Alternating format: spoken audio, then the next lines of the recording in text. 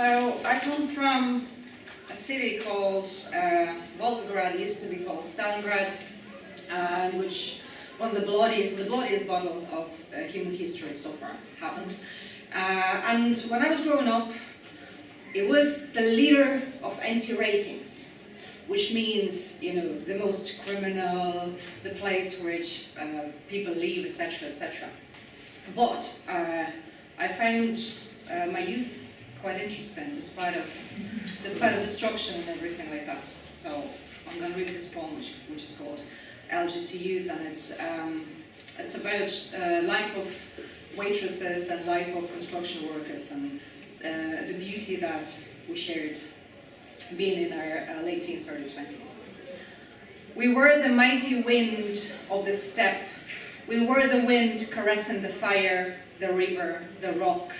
We flew through and above the abandoned factories, the overgrown soccer fields, the crumbling railway stations, the rusty bus stops. The backs of mad dogs would go silent when we were passing by. We were the wind. Sober on Monday mornings, we hummed over the 10th cup of coffee, blacker than bruises on our young bodies. Today's summer, tomorrow is winter. We never waited for life to bring us to our knees. Always heat first, always kiss first, the naive wind. We are the reprint of a letter long burned. Remember me, I've never changed, just blowing harder. Remember our feet are raised away by the midnight jig, our minds soaked in vodka. Even the stones in our kidneys were dancing. We once opened the can of love, and the reddish liquid splattered all over the grassy plains, all over our faces, and still we can't wash it off. The stab lingers on. Thank you.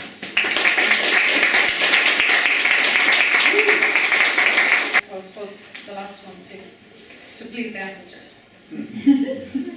My name is the name of an old man whose head was torn off by a bomb and whose body was left on the frozen soil of Stalingrad.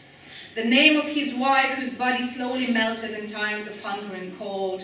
The name of their daughter, who carried her wounded child through the burning streets. The name of her husband, who was imprisoned by the country he fought for.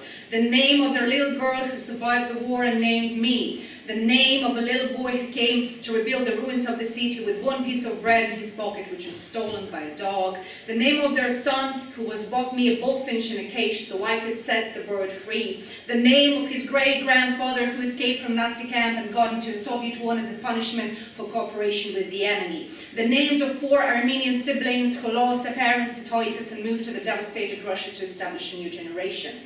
The name of their father, who had his name engraved on a gun revolver. The name of his wife, Siranush, which means love, the only name that should be given to a woman. The name of her great-granddaughter, who is the only reason I'm still here. The name of her younger brother, who's been tortured in the pre-trial detention for 6 months, and the name of what's left of him afterwards. The name of his cousin, who's been beaten in the army for 6 hours, and the name of what's left of him afterwards. The name of my cousin, whose heart stopped on New Year's Eve. The name of my grandfather, whose heart stopped when I touched the Western Wall.